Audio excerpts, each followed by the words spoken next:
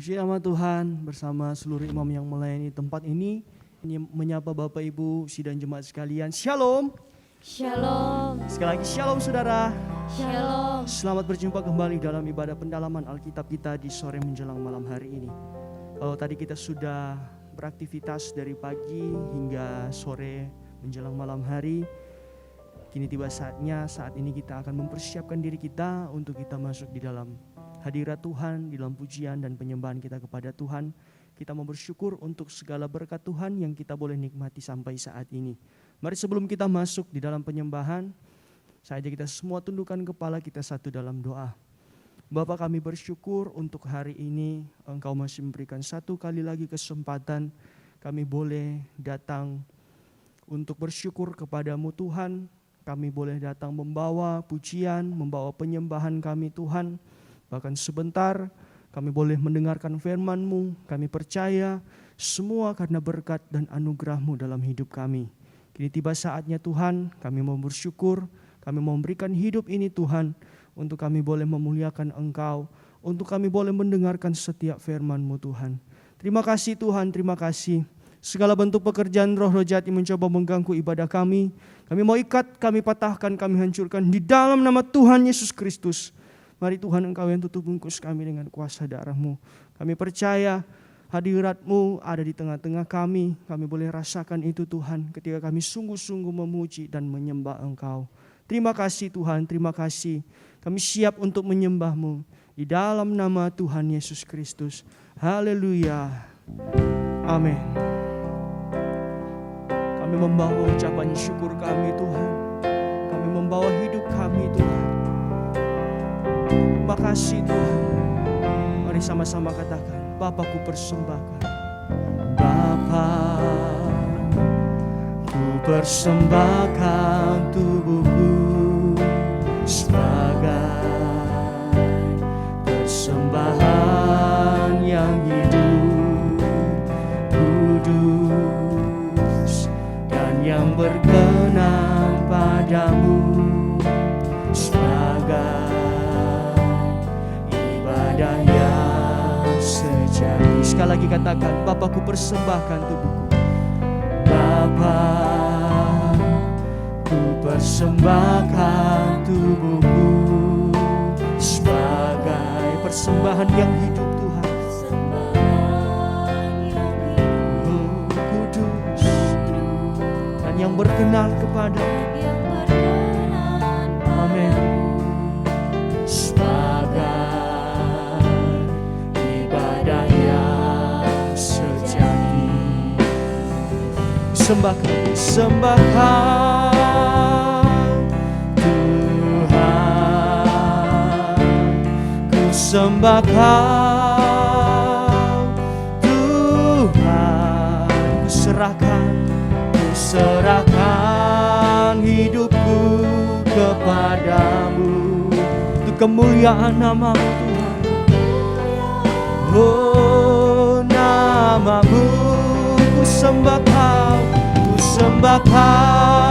oh Tuhan, ku sembahkan. Haleluya Yesus. Tuhan, kami serahkan hidup ini Tuhan. Amin. Kepadamu untuk kemuliaan. Oh, nama-Mu. Haleluya. Mari sekali lagi saudara, lebih sungguh-sungguh di hadapan Tuhan katakan, Bapa, ku persembahkan tubuhku sebagai persembahan yang hidup, kudus, dan yang berkenan kepadamu Tuhan. Haleluya. Sebagai ibadah yang sejati. Haleluya. Mari sama-sama katakan, ku sembahkan Tuhan, ku sembahkan. Oh Tuhan, ku serahkan hidupku kepadamu untuk kemuliaan. Oh, namamu ku sembah Kau, oh Tuhan, ku sembah, oh Tuhan, ku serahkan hidupku kepadamu untuk kemuliaan nama. Kami mengangkat tangan-tangan kami kepadamu Tuhan. Oh Tuhan, ku sembah, oh Tuhan, amin.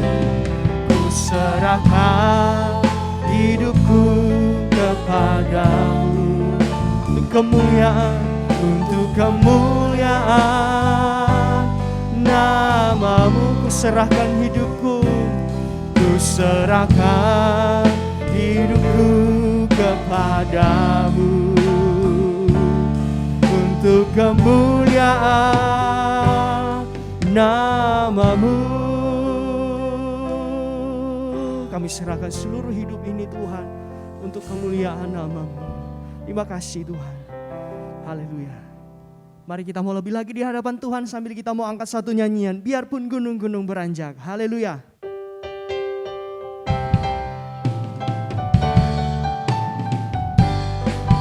Mari sama-sama katakan. Biarpun gunung-gunung beranjak dan segala bukit bergoyang, namun kasih setiamu tak akan beranjak dariku. Biarpun gunung-gunung beranjak dan segala bukit bergoyang, namun kasih setiamu tak akan beranjak dariku. Tak akan beranjak, tak akan beranjak, tak akan bergoyang, tak akan beranjak, tak akan bergoyang. Demikianlah firman Tuhan yang mengasihi. Biarpun gunung-gunung beranjak, biarpun gunung-gunung beranjak dan segala bukit bergoyang, namun kasih setiamu tak akan beranjak dariku. Amin. Biarpun gunung-gunung beranjak dan segala bukit bergoyang, namun kasih setiamu Tuhan tak akan beranjak dariku. Haleluya. Ku tak akan beranjak, tak akan bergoyang, tak akan beranjak, tak akan bergoyang. Demikianlah firman Tuhan yang mengasihi. Tak akan beranjak, tak akan beranjak, tak akan bergoyang, tak akan beranjak, tak akan bergoyang. Demikianlah firman Tuhan yang mengasihi. Katakan, ku bersyukur padamu oh Yesusku, bersyukur padamu oh Yesusku, karena pertolonganmu kepadaku. Tiada hari tanpa mengucap syukur, sebab kasih setiamu. Sekali lagi katakan, ku bersyukur padamu, ku bersyukur padamu oh Yesusku. Amin. Karena pertolonganmu kepadaku. Tiada hari tanpa mengucap syukur kepadamu Tuhan. Haleluya. Sebab kasih setiamu padaku. Biar bumi pun bergoyang, amin, dan langit pun bergoncang. Haleluya. Ku kan tetap setia, pegang teguh janjimu Tuhanku.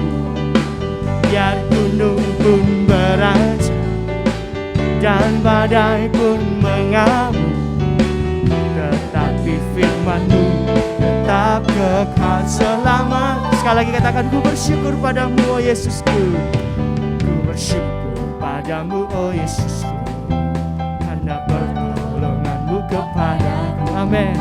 Tiada hari siap syukur, sebab kasih setiamu. Sekali lagi saudara katakan, ku bersyukur padamu oh Yesus, karena pertolongan-Mu dalam hidup kami Tuhan. Terima kasih Tuhan. Haleluya.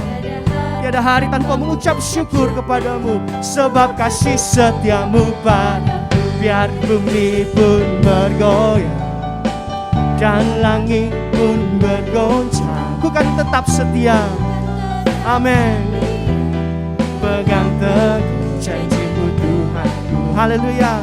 Biar gunung pun berancam dan badai pun mengamuk, kami percaya Tuhan, tetapi firman-Mu tetap kekal selama-lamanya. Biar bumi pun dan langit pun bergoncang, ku kan tetap setia. Haleluya. Pegang teguh janji-Mu Tuhan. Amin.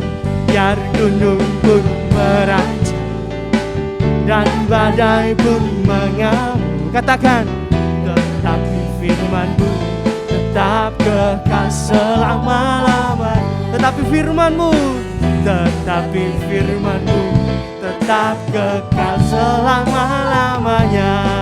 Haleluya, berikan kemuliaan bagi Tuhan kita. Haleluya, puji Tuhan. Mari tiba saatnya kita akan mendengarkan firman Tuhan. Kita persiapkan hati dan pikiran kita di hadapan Tuhan. Mari sambil kita mau angkat satu nyanyian. Kami haus akan firman-Mu Tuhan. Kami membutuhkan Engkau dalam setiap hidup kami Tuhan. Mari sama-sama katakan saudara. Seperti rusa yang haus, rindu aliran sungai-Mu.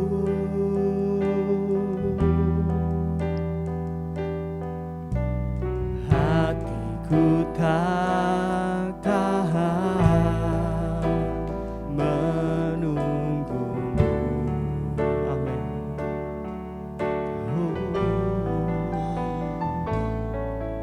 Bagai padang gersang menanti datangnya hujan, begitu pun jiwa kami Tuhan. Begitu pun jiwaku Tuhan. Mari sama-sama. Hanya Engkau,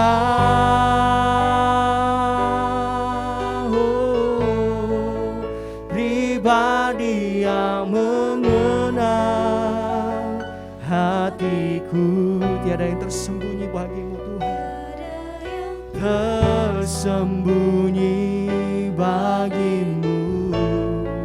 Suruh isi hatiku, Kau tahu, dan bawaku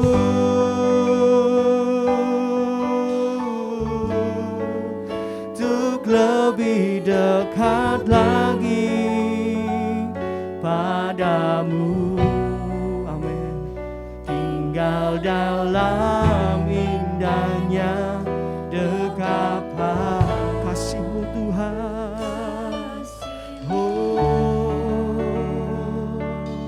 Mari sekali lagi katakan, seperti rusa yang haus, seperti rusa yang haus, rindu aliran sungai-Mu.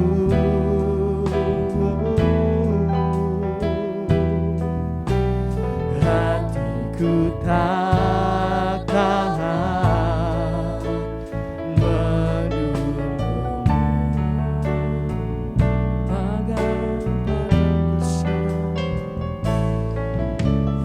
Bagai padang gersang menanti datangnya hujan, begitu pun jiwa kami Tuhan. Haleluya. Begitu pun jiwaku Tuhan. Oh, hanya Engkau, pribadi yang mengenal hatiku,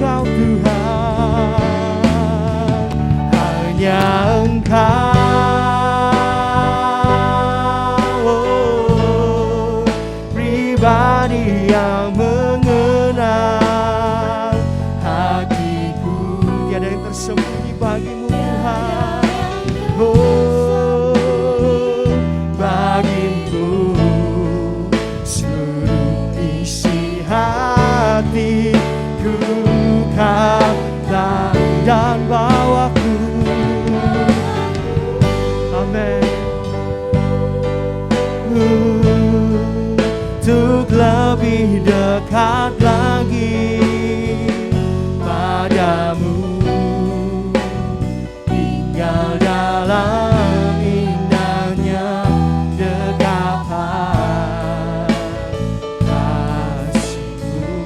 Oh, ku mau tinggal dalam indahnya dekapan kasih-Mu. Oh, ku mau tinggal dalam indahnya dekapan kasih-Mu.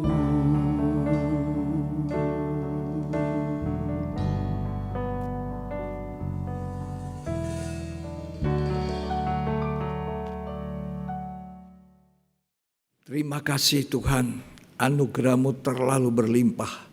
Kami boleh lagi menikmati ibadah pendalaman Alkitab, boleh mendengarkan firman Allah. Berikan kami hati seperti hati Maria, duduk diam di kaki-Mu Tuhan, mendengarkan firman-Mu, mengambil bagian terbaik yang tidak bisa diambil daripada kami. Itulah mendengar firman, firman tersimpan bagikan harta, tersimpan dalam bejana tanah liat ini, dan itu menjadi kekuatan kami sekalian. Terima kasih, berkati umat-Mu jemaat yang sedang mendengar, sedang beribadah. Siapapun mereka, dimanapun mereka berada, diberkati oleh Tuhan. Di dalam nama Yesus Kristus. Amin. Puji Tuhan, bersama istri saya kembali menyampaikan shalom untuk kita sekalian.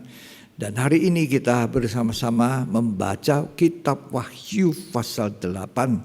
Seperti yang saya katakan pada ibadah pendalaman Alkitab yang lalu, bahwa di dalam Wahyu 8 ini ada 4 kali sangkakala ditiup. Dan setiap kali sangkakala ditiup ada penghukuman yang jatuh.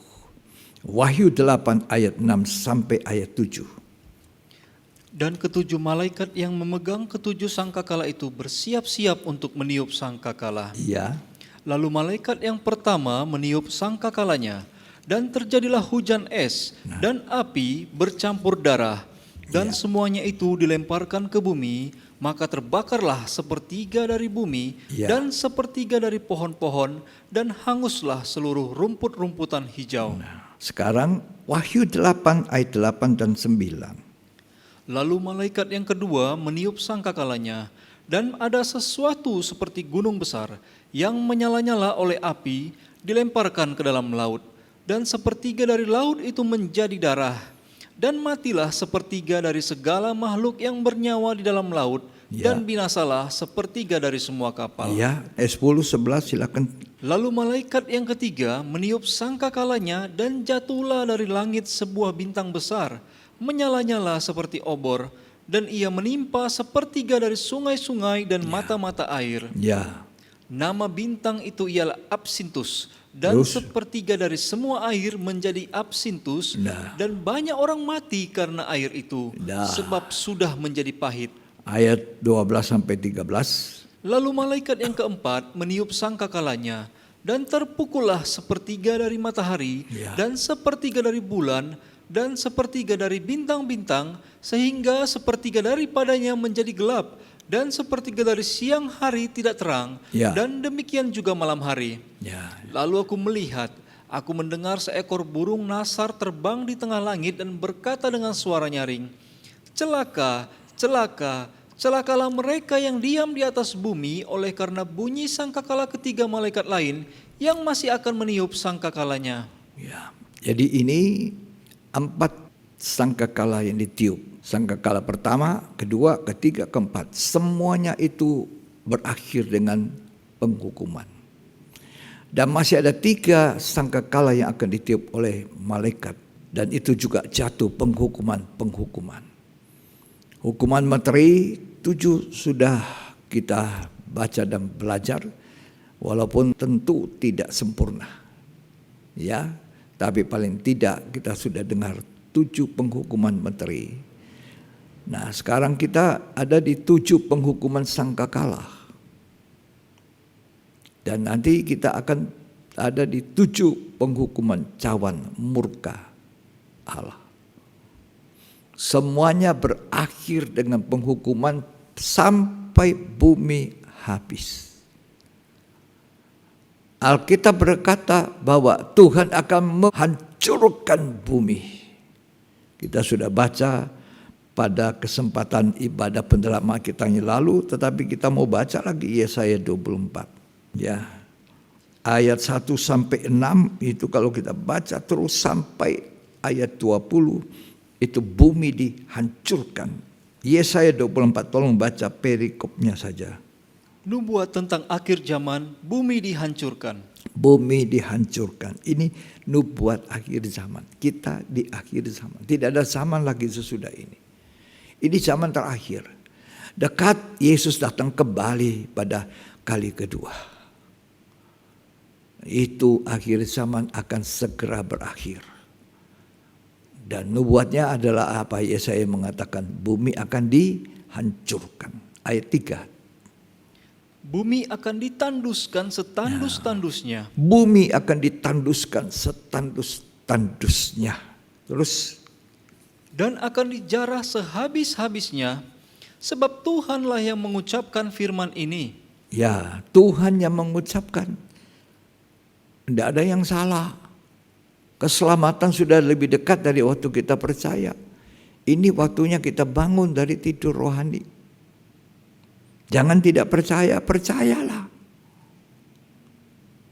Surah Petrus mengingatkan kita dalam 2 Petrus pasal 3 ayat 10 sampai 15, tolong dibaca. Tetapi hari Tuhan akan tiba seperti pencuri. Ya. Pada hari itu langit akan lenyap dengan gemuruh yang dahsyat, dan unsur-unsur dunia akan hangus dalam nyala api, Ya. dan bumi dan segala yang ada di atasnya akan hilang lenyap. Ya.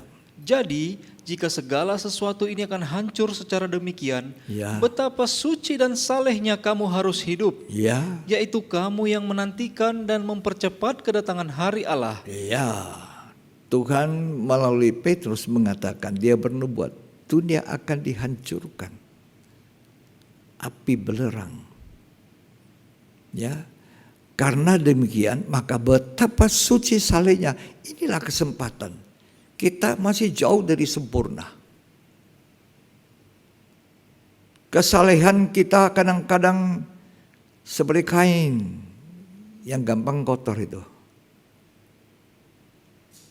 Tapi kita harus berusaha untuk hidup suci. Karena Petrus menasihatkan betapa suci salehnya. Dia menubuatkan bahwa nanti bumi akan hancur dalam api dan belerang. Itu di Wahyu 18. Hanya 1 jam habis. Tuhan tidak paksa kita mau memiliki surga atau cenderung memiliki dunia.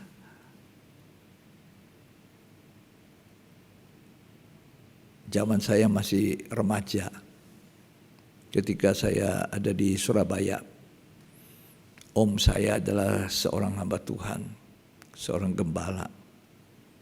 Tapi saya tidak bertobat. Saya masih remaja, saya belum bertobat. Tapi saya lihat hamba Tuhan ini, saudara dari mama saya, dia berdoa, dia sabar. Tidak dipaksa. Ya sudah, ke gereja saya tidak ke gereja, pergi tempat lain. Saya bilang saya juga punya gereja sendiri. Gitulah. Ya. Dan saya dengar selalu istrinya nyanyi, cari apa di dalam dunia. Cari apa di dalam dunia, cari dunia tentu binasa. Ikut Yesus hidup yang kekal. Ya. Saya dengar itu, masih remaja. Demikianlah karena anugerah Tuhan, saya nanti sesudah punya keluarga, punya istri, baru saya bertobat. Ya, anak masih kecil. Semua karena kemurahan Tuhan. Tapi saya percaya firman Allah pasti digenapi. Perhatikan nubuat sampai bintang timur terbit bersinar di hatimu dan kau percaya. Dari zaman Nuh sudah bernubuat bumi akan dimusnahkan dengan air bah. Ya, Tuhan berbicara sama Abraham, aku akan menunggambalikan kota Sodom dengan api dan belerang. Abraham percaya. Ya. Ini waktu bukan menjadi seperti istri Lot yang terikat, istri Lot terikat dengan kekayaan Sodom. Tuhan bilang jangan noleh. Masuk Lot ke kota Sodom, kaya raya karena ikut pamannya Abraham, kaya raya, dia juga kaya raya. Keluar Sodom, Lot itu kosong. Tidak satu pun dibawa. Pengkhotbah mengatakan kita datang ke dunia kosong. Semua kosong. Yang lama berkata, salibnya tidak pernah kosong. Haleluya. Semua kosong. Lahir kosong. Pergi kosong. Dunia nanti habis, saudara juga kosong. Tidak punya apa-apa. Makanya kita diingatkan, jangan kita menjadi angkuh, sombong. Kalau di dunia ini kita punya apa-apa. Punya jabatan, punya kekayaan, punya kehormatan. Jangan sembarang hidupmu.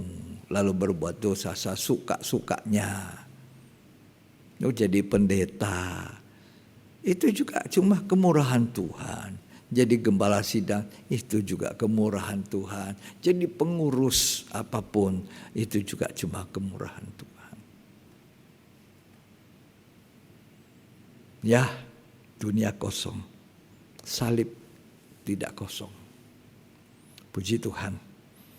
Jadi kalau kita tidak mau dihukum Tuhan, jangan menolak firman.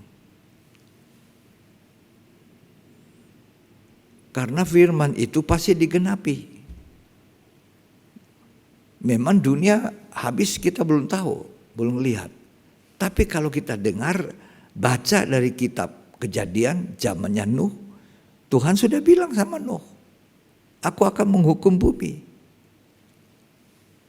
Orang disuruh masuk Bahtera, tidak mau. Dipanggil masuk selamat, tidak mau. Dipanggil keluar dari Sodom, tidak mau juga si Lot. Pelan-pelan. Sudah keluar, masih nengok ke belakang. Ingat istri Lot, pentingkan harta dunia. Itu anak sekolah minggu suka nyanyi itu. Ingat istri Lot, pentingkan harta dunia. Ingat istri Lot, jadi tiang garam. Tidak ada yang bisa dibawa. Ya toh, ini mengingatkan kita.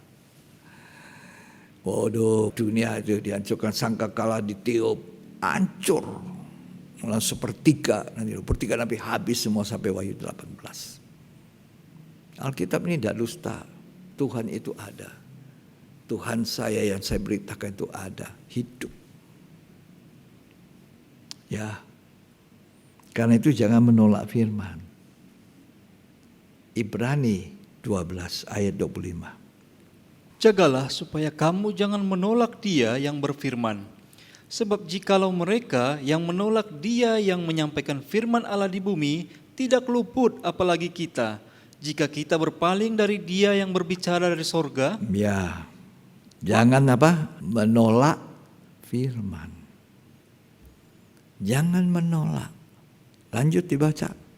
Waktu itu suaranya menguncangkan bumi, tetapi sekarang Ia memberikan janji, satu kali lagi aku akan menggoncangkan bukan hanya bumi saja, melainkan langit juga. Oh, nanti bintang-bintang berguguran, kata kitab Wahyu. Satu kali lagi langit digoncang, bintang-bintang berguguran. Terus ungkapan satu kali lagi menunjuk kepada perubahan pada apa yang dapat digoncangkan. Ya. Karena Ia dijadikan supaya tinggal tetap apa yang tidak tergoncangkan. Saudara mau cari yang bisa goncang, Mau pegang itu atau yang tidak goncang?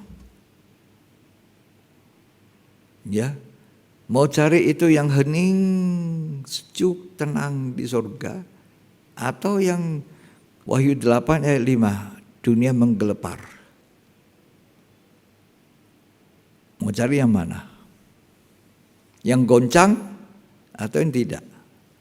Cari dunia goncang, cari surga tidak.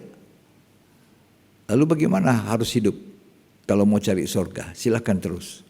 Jadi, karena kita menerima kerajaan yang tidak tergoncangkan, Ya. marilah kita mengucap syukur. Nah, mengucap syukur. Terima kasih Tuhan, makan hari ini 3 kali. Silakan lanjut. Dan beribadah kepada Allah. Nah, beribadah kepada Allah. Bukan asal ibadah, harus ibadah yang sejati, kata Rasul Paulus dalam kitab Roma. Berubah, tidak serupa dunia. Itu ibadah yang sejati. Nah, ini juga dikatakan, coba tolong dibaca. Beribadah dengan apa? Menurut cara yang berkenan Menurut kepadanya. cara yang berkenan. Jadi bukan sembarang ibadah. Lah ibadah saja, pokoknya hadir di gereja, hadir di mana, pokoknya ibadah. Nyanyi, pujian, lompat-lompat. Semua itu baik, tapi Tuhan mau lihat apakah kita menuruti firman. Waktu Daud menari-nari, melompat-lompat sekuat tenaga, tapi terjadi kecelakaan. Orangnya yang pegang tabut perjanjian mati, usah mati. Lalu Tuhan suruh kita beribadah, nyanyikan pujian, penyembahan pada Tuhan. Tapi ingat, jangan kedagingan, mati rohani. Ngeri sekali.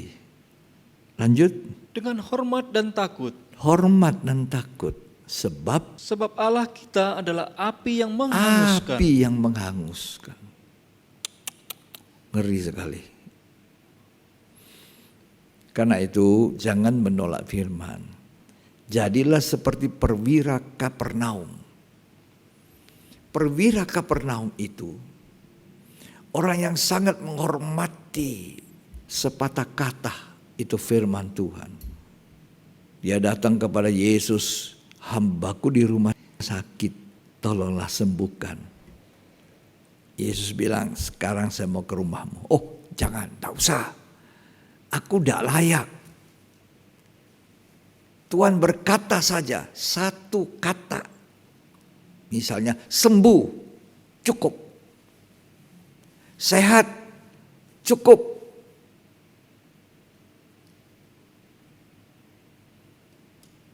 Betapa perwira Kapernaum ini menghargai firman. Tidak menolak.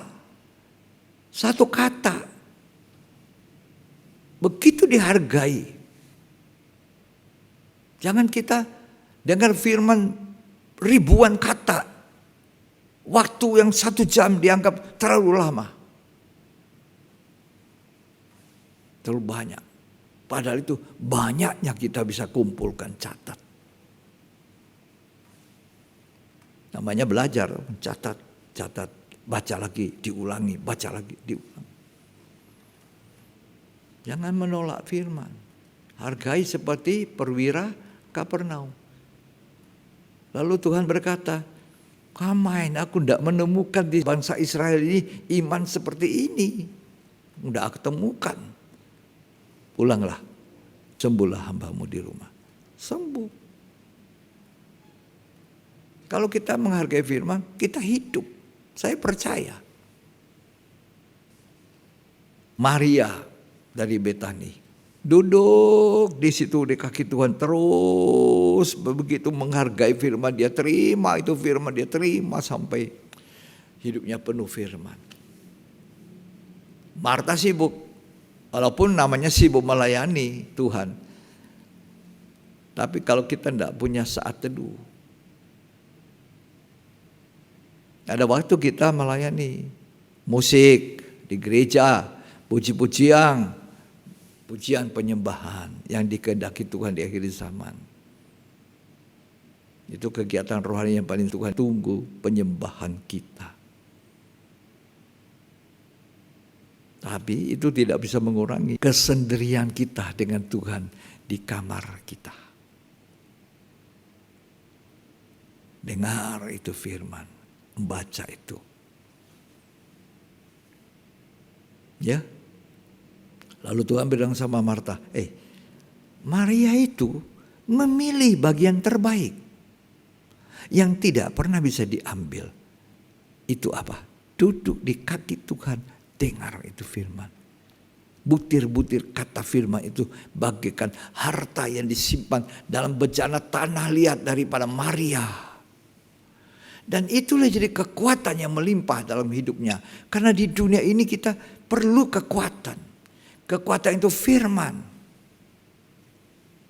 Maria terima kekuatan sehingga walaupun dicercah, dicemoohkan, diejek, dia apa sama Marta, dia diam, tidak menjawab.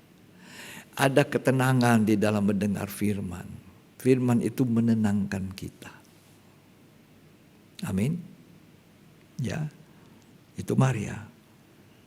Lalu bagaimana perempuan Kanaan? Dalam cerita Matius 15 itu. Anaknya dirasuk setan. Dia mohon Tuhan. Tuhan tolong. Tidak dijawab. Diusir. Ya, dikatai anjing terakhir. Tuhan bilang, tidak layak.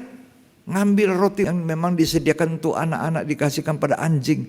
Lah dia jawab apa? Anjing itu juga akan perlu rema-rema. Yang jatuh dari meja Tuhan. Oh hai ibu besar imanmu. Pulang, anakmu sembuh. Ibu ini sudah direndahkan sedemikian rupa. Tidak ditegur, tidak disapa. Dia diusir, dikatai anjing. Dia tetap rendah hati. Tidak tersinggung. Perwira Kapernaum pun dikatakan imanmu besar. Ibu, imanmu besar ya. Pulang anakmu sembuh, pulang hambamu sembuh. Mujizat di mana? Di firman. Loh, janda Sarafat punya tepung segenggam, punya minyak sedikit dalam buli-buli. Datang Nabi Elia minta. Lah sedangkan ini makan 2 orang sekali yang mati sudah selesai. Mana ada roti untuk kamu Elia, Nabi Allah. Tapi Elia menjawab, tepung segenggam, minyak sedikit dalam buli tidak akan habis sampai ada musim menabur dan menuai. Itu kata firman Allah. Demikianlah firman Allah kalau saudara baca dalam 1 Raja-Raja 18. Demikianlah firman Allah. Demikian firman Allah. Pulang hambamu sembuh. Demikian firman Allah. Imanmu besar. Tuhan mau lihat harga firman itu begitu mahal, kita hargai tidak?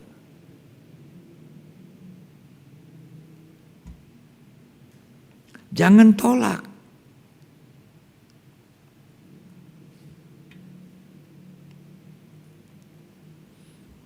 Orang 38 tahun lumpuh di kolam Bethesda. 38 tahun. Lama itu ya. Di pinggir kolam. Lo tidak bisa sembuh-sembuh. Karena apa? Karena kalau malaikat datang menggoncangkan itu kolam, airnya beriak. Orang yang dulu masuk sembuh. Lah dia kapan bisa sembuh? Siapa yang angkat aku turun? Tidak ada Tuhan. Semua orang masing-masing sudah egois, saya sakit. Pokoknya aku nomor 1 sembuh. Semua orang berpikir seperti itu. Jadi saya sampai di sini 38 tahun. Tidak ada yang angkat-angkat.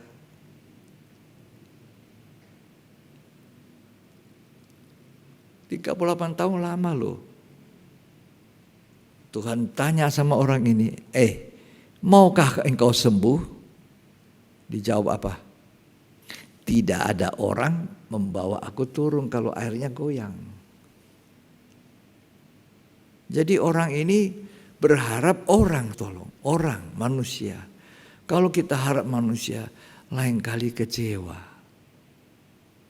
Betul ya?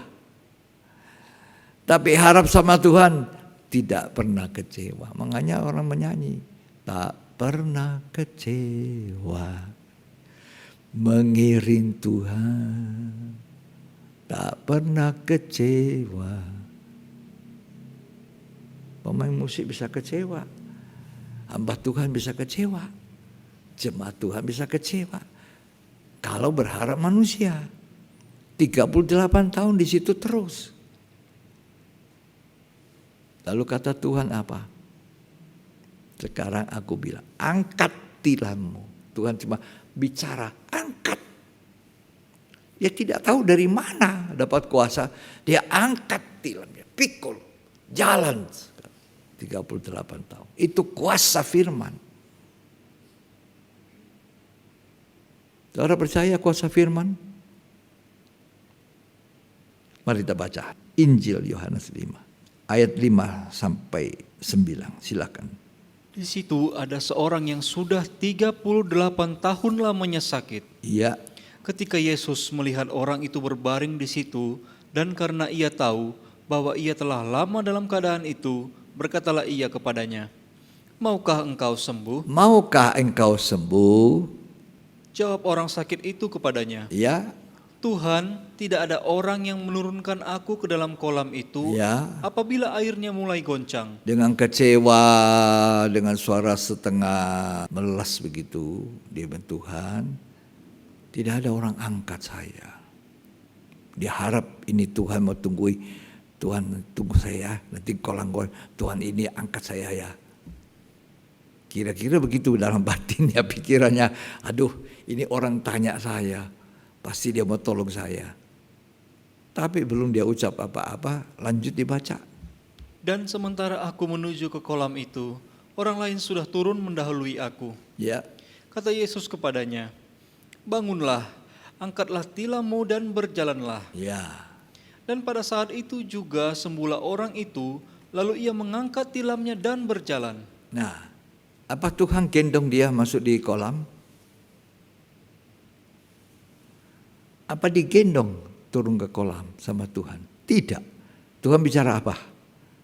Coba diulangi ayat 8. Kata Yesus kepadanya, "Bangunlah, angkatlah tilammu dan berjalanlah." Bangunlah, angkatlah tilammu. Angkat tilammu, berjalan. Apa itu? Ucapan kata Yesus. Itu apa itu? Firman. Angkat tilammu, jalan. Itu kuasa firman. Jadi jangan menolak firman yang penuh kuasa. Kalau dia tolak misalnya, lah sedangkan kolam bergoncang, aku tidak bisa turun, tidak ada orang mau. Lah, engkau pun tidak angkat saya, bagaimana? Cuma bicara saja. Tapi dia percaya. Seperti ada magnet yang menarik, dia kuat sekali daya tarik itu kata firman. Angkat dia, angkat. Dia tidak sadar 38 tahun lumpuh kok bisa jalan. Itu kuasa firman. Sementara kita dengar firman, kita sakit, tidak menutup kemungkinan ada mujizat sembuh. Asal kita percaya, asal menimbulkan iman. Itu wanita meleleh darah 12 tahun. Habis semua uang hartanya ke dokter spesialis, ke tabib yang hebat, tidak bisa sembuh. Dia dengar Injil tentang Yesus, kata Markus. Timbul apa? Iman. Kemudian dia turun ke bawah. Asal ku jamah ujung jubahnya, aku sembuh. Dari Injil yang dia dengar, timbul iman. Dia turun ke bawah, pegang ujung jubah Tuhan, sembuh. Sampai hari ini kuasa firman tidak pernah berubah. Karena itu percayalah apa yang dikatakan Tuhan. Langit dan bumi nanti goncang. Jangan menolak firman. Nanti ada sangkakala, penghukuman sangkakala. Bumi habis pelan-pelan. Cawat murka. Nah, manusia harus percaya kita ada di akhir zaman. Kita memperbaiki hubungan kita dengan Tuhan. Mari kita hidup benar. Letakkan tempat hidup kita di tempat yang tepat. Ya. Tuhan berkata, Tuhan akan melakukan firman Tuhan sempurna. Kalau dia bilang bumi akan ditanduskan, kata Yesaya 24, itu betul. Dia akan lakukan. Kalau dia bilang nanti bumi dibakar seperti Sodom dan Gomora, dibakar. Tuhan tidak pernah dusta. Ya, Roma 9 ayat 28. Roma 9 ayat yang ke-28. Sebab apa yang telah difirmankannya akan dilakukan Tuhan di atas bumi. Apa yang difirmankan, perhatikan. Sebab apa yang telah difirmankannya akan dilakukan Tuhan di atas bumi. Ya, Sempurna dan segera. sempurna dan apa? Segera. Akan dilakukan. Setiap nubuat Alkitab harus diperhatikan. Jangan menolak. Dalam Wahyu 8 itu 4 tiupan sangkakala dari malaikat yang bertugas, pasti ada hukuman. Itu masih ada 3. Masih ada 3. Sampai nanti penghukuman sangkakala yang ke-7. Kita mau lihat apa yang terjadi. Wahyu pasal 11 ayat 15 sampai 19. Lalu malaikat yang ke-7 meniup sangkakalanya, dan terdengarlah suara-suara nyaring di dalam sorga. Ya, Katanya, pemerintahan atas dunia dipegang oleh Tuhan kita, dan Dia yang diurapinya, dan Ia akan memerintah sebagai Raja sampai selama-lamanya. ya, Dan ke-24 tua-tua yang duduk di hadapan Allah di atas tahta mereka tersungkur dan menyembah Allah Ya. sambil berkata, Kami mengucap syukur kepadamu ya Tuhan Allah yang maha kuasa, yang ada dan yang sudah ada, karena Engkau telah memangku kuasamu yang besar dan telah mulai memerintah sebagai Raja. Dan semua bangsa telah marah, tetapi amarahmu telah datang dan saat bagi orang-orang mati untuk dihakimi dan untuk memberi upah kepada hamba-hambamu, Ya. nabi-nabi dan orang-orang kudus, Ya. dan kepada mereka yang takut akan namamu, ya, kepada orang-orang kecil dan orang-orang besar, dan untuk membinasakan barang siapa yang membinasakan bumi. ya, Maka terbukalah bait suci Allah yang di sorga, ya, dan kelihatanlah tabut perjanjiannya di dalam bait suci itu, dan terjadilah kilat dan deru-geruh dan gempa bumi dan hujan es lebat. Nah, terbuka bait suci. Ini sangkakala ke-7. Jadi 7 hukuman materai, 7 hukuman sangkakala. Gereja Tuhan, mungkin kita masih diizinkan untuk melihat 2 kali 7 penghukuman. Tapi kita terhindar. Oh, kita dilindungi. Kalau kita hidup benar dan diizinkan melihat itu, kita tidak kena malapetaka itu. Gereja yang hidupnya benar, gereja yang hidupnya berkenan, gereja yang hidupnya suci, kalau diizinkan Tuhan menyaksikan 2 kali 7 penghukuman, 14 hukuman yang jatuh atas bumi. Tapi dia tidak kena. Tuhan melindungi. Seperti dulu di Mesir ada tulah, tapi di tanah Goshen tidak ada tulah. Carilah tempat yang cocok seperti maunya Tuhan. Tulah, malapetaka turun. Tidak akan mengenal dia. Karena Wahyu 12 berkata, gereja yang sempurna itu, yang hidupnya kudus, kudus, kudus sampai sempurna, yang penuh dengan Roh Kudus. Kita sedang menantikan kuasa Roh Kudus berlipat-lipat ganda tercurah untuk gerejanya. Dengan kekuatan ini gereja diangkat lalu dipindahkan kemana? Ke suatu tempat padang gurun untuk diselamatkan, jauh dari mata ular, jauh dari antikristus. Sebab Ini saja yang mencegah antikristus berkuasa. Tapi kalau ini disingkirkan, gereja disingkirkan, Roh Kudus sudah tidak ada, diambil sudah bersama gereja, antikristus berkuasa. Dan orang Kristen yang saat itu tidak sungguh-sungguh, selalu menolak firman, mengkritik, tidak masuk akal dan sebagainya. Ini akan diinjak-injak 3,5 tahun oleh antikris. Dan harus bayar keselamatan dengan darah sendiri. Disiksa, tidak mau menyangkal Yesus, tidak. Siksa, itu bayar darah sendiri. Sekarang ini darah Yesus menyelamatkan kita. Akui saja dosa. Ditegur oleh firman, akui. Darah Yesus menyucikan. Nanti darah Yesus tidak ada lagi kuasanya. Pada zaman antikris sudah berhenti. Jadi gereja sudah disingkirkan, diselamatkan, antikris datang, antikris dimusnahkan. Dunia mengalami apa? Cawan murka. 7 cawan murka. Bayangkan dunia. Oh, rasa takut di hati kami Tuhan. Tolonglah kami hidup benar.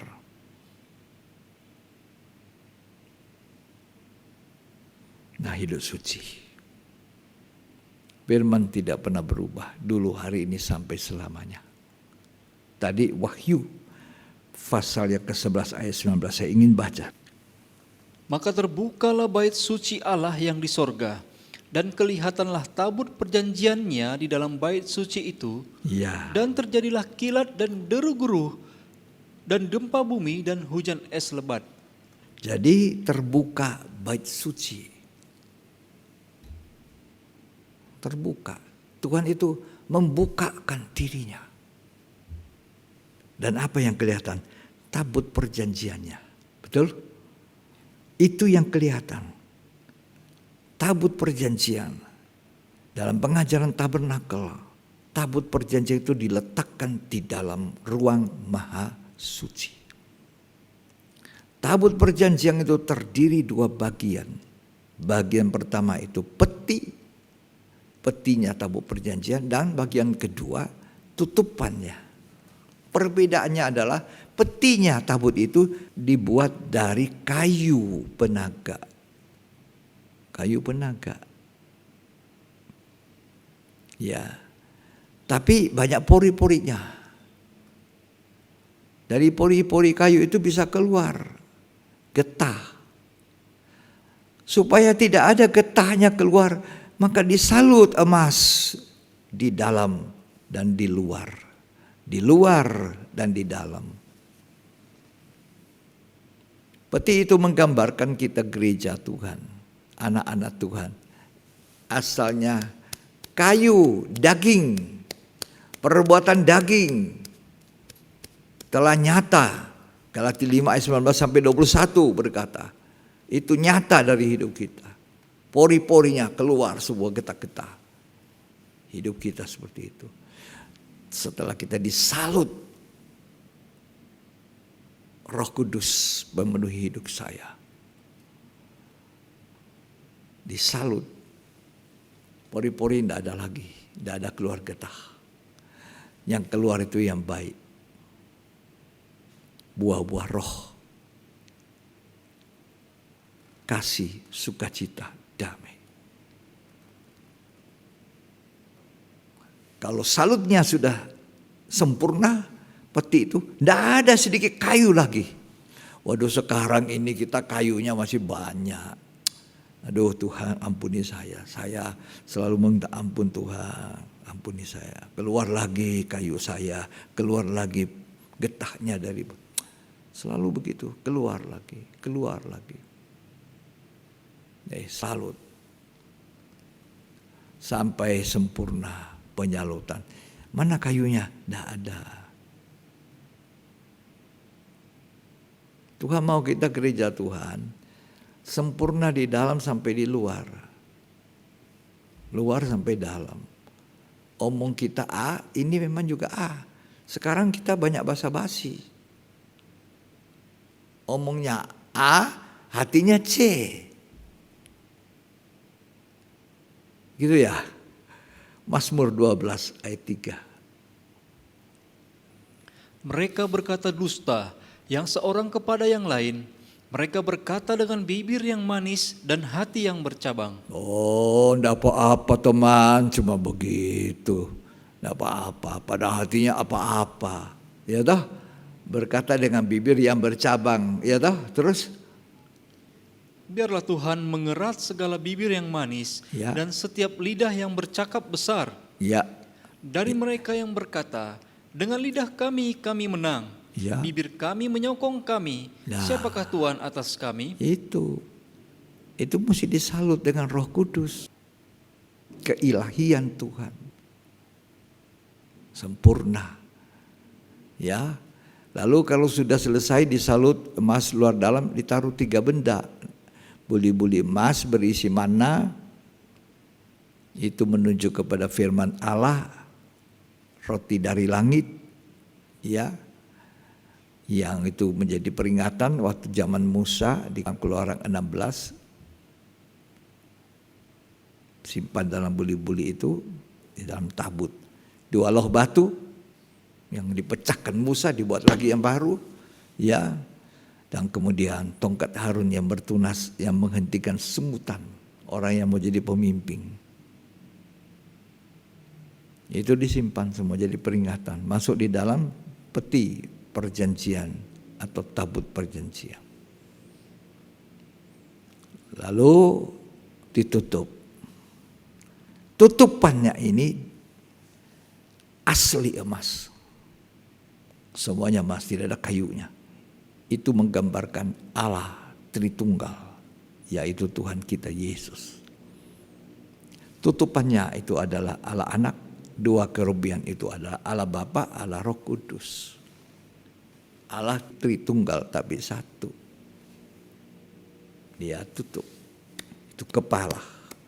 Kalau tubuhnya sudah sempurna, letaknya sudah bersatu, tubuh Kristus sudah terbentuk, terbangun dari berbagai-bagai suku bangsa, kaum dan bahasa.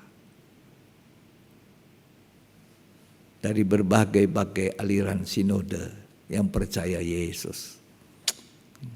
Kau saudaraku, kau saudariku. Itu dulu ada lagunya gitu lah. Kau saudaraku, kau saudariku. Nggak ada itu permusuhan. Sekarang ini hawa nafsu daging kita ini bermusuhan.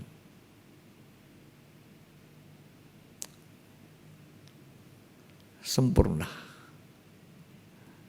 Maka tutupan itu datang. Letakkan kepalanya Tuhan itu kepala gereja. Letaknya di tubuh Kristus. Cocok. Mempelai laki-laki, mempelai perempuan. Menyatu. Pernikahan anak domba. Sempurna. Situ kita menuju. Itu kitab Keluaran bicara tabut. Tabernakel. Tempat kediaman Allah di bumi. Dan itu nanti dilihat lagi di sorga. Kata Wahyu 11 tadi ayat 19. Kita melihatnya lagi. Tabut itu. Terbuka. Apa di sana dikatakan? Tolong dibaca. Wahyu 11 tadi. Maka terbukalah bait suci Allah yang di sorga. Nah, terbukalah bait suci. Memang tabut perjanjian itu tersembunyi. Karena dia paling dalam ruang maha suci. Yang zaman waktu Yesus dikatakan belum mati di kayu salib. Ada tabir, tirai menutup antara ruang suci dan ruang maha suci. Orang di ruang suci tidak bisa lihat apa yang ada di dalam ruang maha suci. Waktu Yesus mati di kayu salib, tabir di bait suci terbelah 2. Ada jalan masuk melihat tahtanya Allah. Ya. Dan apa yang tersembunyi? Tuhan itu nanti buka. Buka. Saya percaya. Kitab Wahyu adalah kitab yang harus ditahu semua orang. Ini kitab zaman akhir. Dia bukan kitab yang tertutup. Dia bukan spesial untuk orang tertentu atau orang tertentu saja yang bisa menyampaikan. Tidak, tidak. Kitab Wahyu adalah kitab yang dibuka. Wahyu itu berasal dari kata apokalip. Apokalip itu artinya segala sesuatu yang dibuka. Jadi kitab Wahyu itu merupakan kitab yang terbuka. Seperti bait suci dibuka. Untuk apa dibuka? Untuk gerejanya yang dikasihinya, kita yang dicintainya, supaya kita selamat. Firman itu dibuka. Apa yang akan terjadi dengan dunia? Apa itu 7 hukuman menteri, 7 hukuman sangkakala, 7 hukuman cawar. Semua harus kita tahu. Untuk kita punya hidup bertobat dan berubah.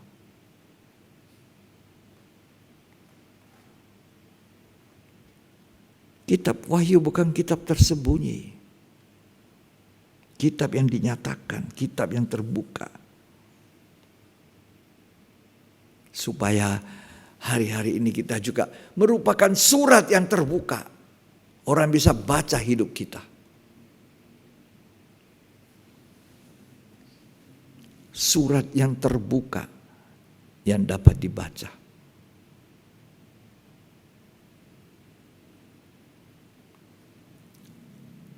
Kalau zaman Yosua, tabut itu diangkat, dipikul, dan berjalan di depan bangsa Israel. Bangsa Israel harus mengikuti tabut itu.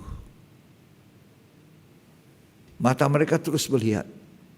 Harus ada jarak tertentu sehingga jelas tabut itu. Baru mereka ikut melangkah. Di mana tabut itu ada mereka. Tabut itu bicara tentang tahta Allah. Allah yang kita ikuti. Tidak akan salah sampai di tujuan. Di mana tujuannya? Zaman Yosua memimpin bangsa Israel dengan tabut itu. Berjalan di depan. Supaya kamu tahu jalan apa yang kamu tempuh. Kata kitab Yosua pasal 3. Tabut. Allah memimpin kita. Allah memimpin bangsa Israel. Kemana? Ke Kanaan. Kanaan. Negeri Kanaan. Negeri perjanjian. Dan kita sedang dibukakan oleh Tuhan rahasianya di akhir zaman ini. Untuk memimpin gereja menuju Kanaan yang kekal. Negeri perjanjian abadi kekal. Bukan negeri perjanjian seperti bangsa Israel. Kanaan. Yang di dunia. Kita dipimpin ke menuju Kanaan surgawi. Ku menuju Kanaan. Dipimpin oleh tabut itu. Dipimpin oleh kitab-kitab. Wahyu memimpin kita. Untuk nanti menutup dunia ini dengan aman. Sampai di tujuan. Perhatikan arah tabut. Kata Yosua pasal 3. Jangan kita mengatakan, loh gak ada itu tabut perjanjian. Ruang maha suci. Lah, itu terjadi di zamannya Raja Saul. Dirampas oleh Filistin, dibiarkan bait sucinya tanpa tabut.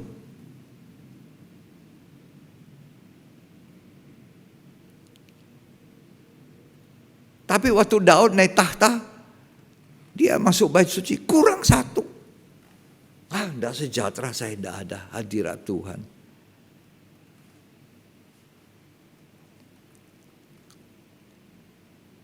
Cari tahu di mana itu. Dirampas orang Filistin. Cari. buatkan kereta luar biasa baru untuk dikasih naik itu tabut. Orang spesial ada di samping kiri kanan. Usah situ menjaga. Dikasih lembu spesial. Tapi lembunya tergelincir, keretanya mau jatuh. Karena Usa pikir jangan jatuh ini, pegang. Malah mati si Usa. Daud yang sudah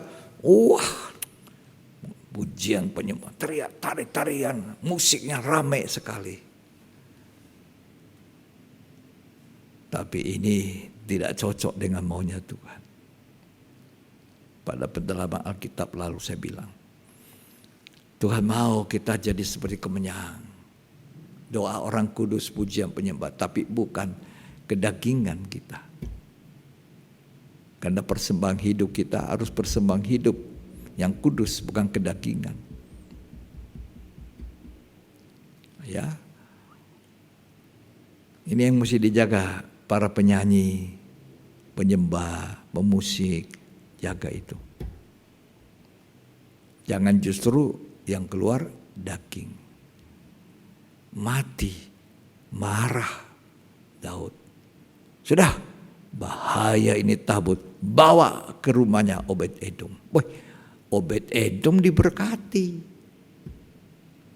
3 bulan di situ, 3 bulan diberkati. Kalau andai kata tabutnya 6 bulan, 6 bulan diberkati. Kalau tabutnya ada 1 tahun, 1 tahun diberkati Obed-Edom. Tapi Daud ini hebat. Mau merendah, mau dikoreksi, mau memperbaiki yang salah. Dia intip Obed-Edom apa? Kenapa dia diberkati? Aku tidak. Tak usah iri. Iyalah. Dia introspeksi diri, kenapa aku tidak diberkati? Orang lain diberkati. Padahal Tuhan mau memberkati kita. Katakan amin. Mari nyanyi sama-sama itu. Aku diberkati, sepanjang hidupku diberkati. Bila bangun pagi hari, siang berganti malam, aku diberkati. Aku diberkati, sepanjang hidupku diberkati. Bila bangun pagi hari, siang berganti malam, aku diberkati. Aku diberkati, sepanjang hidupku diberkati. Bila bangun pagi hari, siang berganti malam, aku diberkati. Aku diberkati. Amin. Apa sudah diberkati Tuhan?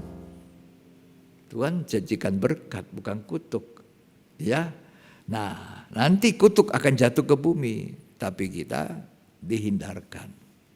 Ya. Makanya Daud ambil, ayo imam-imam sini periksa buku Taurat, periksa semua.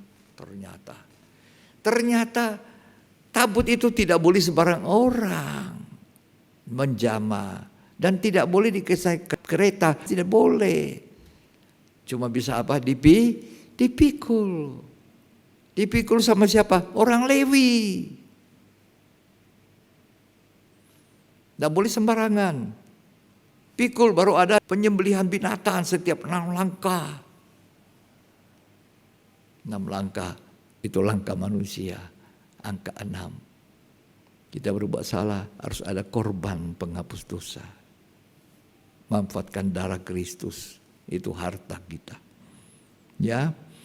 Nah, akhirnya arah tabut itu memimpin. Coba kalau kita baca kitab Yosua juga, tembok Yeriko runtuh hanya dengan mengangkut tabut mengelilingi. Di mana ada Allah, di situ ada kemenangan. Di mana Allah hadir, di situ ada berkat. Saya percaya. Saya bilang ini berkat bukan hanya di jasmani dunia kita ini, tidak. Itu apokalip. Segala sesuatu yang dibuka, yang terbuka, itu firman dibuka. tabutnya dilihat. Allah tidak menutup diri. Tuhan Yesus memberkati kita. Mari kita bangkit berdiri. Tuhan itu baik. Tahu-tahu tanpa tabut, ikabot, tidak ada kemuliaan Allah. Ya, mari kita akan menyanyikan nyanyian memuji Tuhan. Haleluya.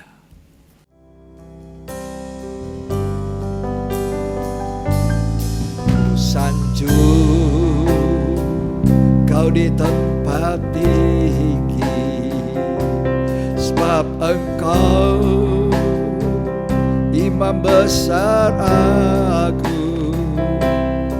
Ku sanjung kau lebih dari yang lain, yang lain.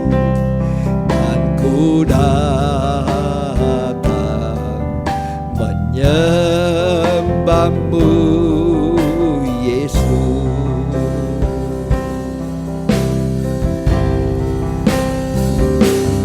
Ku kau di tempat tinggi, sebab engkau imam besar aku. Ku sanjung kau lebih dari yang lain, yang lain. Dan ku datang menyembahmu, Yesus. Katakan, ku sanjung engkau.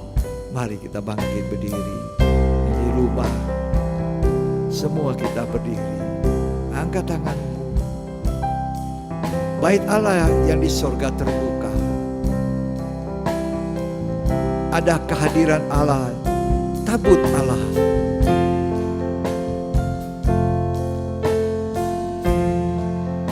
Dari yang lain, yang lain. Dan ku datang menyembahmu, Yesus. Katakan, kau ku sembah Tuhan. Kau ku sembah,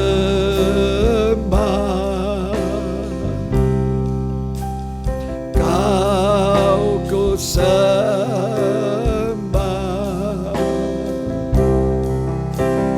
kau ku sembah,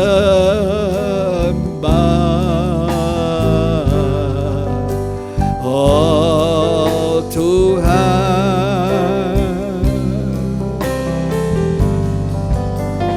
Kau ku sembah, oh Rahmaya Masaka.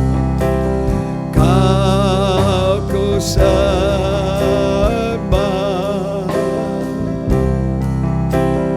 kau ku sembah,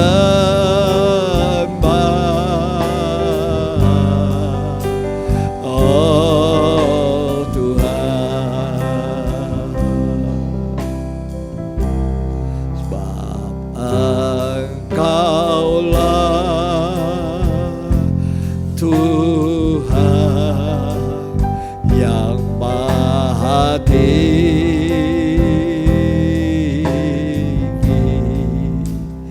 Kau ditinggikan atas segalanya.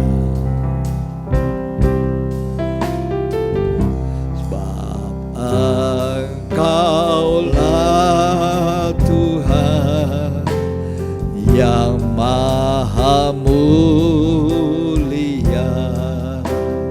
Kau dimuliakan dari segalanya. Katakan, kau ku sembah Tuhan.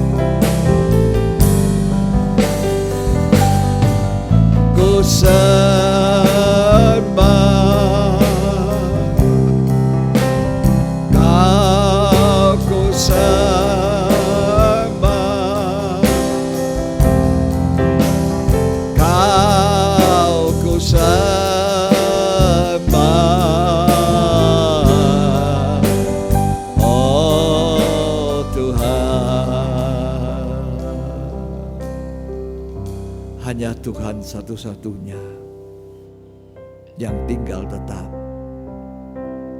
Langit akan hancur, bumi akan hancur. Tuhan yang tinggal satu-satunya akan menjadikan langit dan bumi yang baru. Dan kita akan berada di bumi dan langit yang baru. Biarlah hidup kita diproses oleh Tuhan menjadi satu kehidupan yang layak di matanya.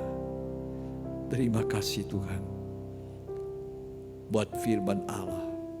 Hati kami berkobar-kobar, terbangun semangat kami untuk lanjutkan hidup ini dengan baik. Terima kasih Tuhan. Mari saudara, bangkitlah semua, tetaplah berdiri dan angkat tanganmu, katakan, Kau kusembah.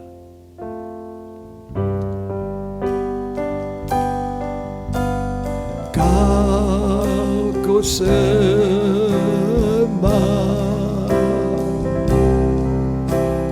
Kau kusembah,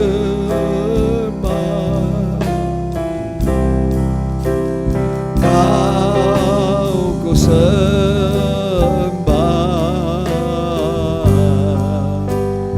oh Tuhan.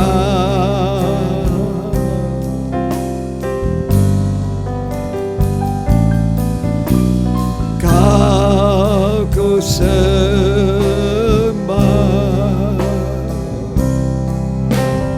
Kau kusembah,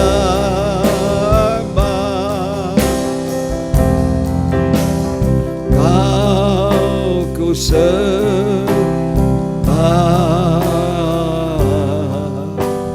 oh Tuhan. Terimalah segala berkat yang terbaik, berkat dari persekutuan Allah Bapa, Sang Putra dan Roh Kudus. Tuhan Yesus Kristus memberkati kita hari ini sampai selamanya, sampai Maranatha. Kita adalah orang yang diberkati dan tetap diberkati.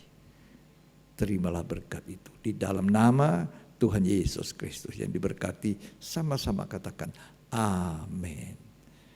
Puji Tuhan, Tuhan Yesus baik. Kita bersama akan mengikuti ibadah-ibadah selanjutnya. Tuhan Yesus memberkati kita sekali.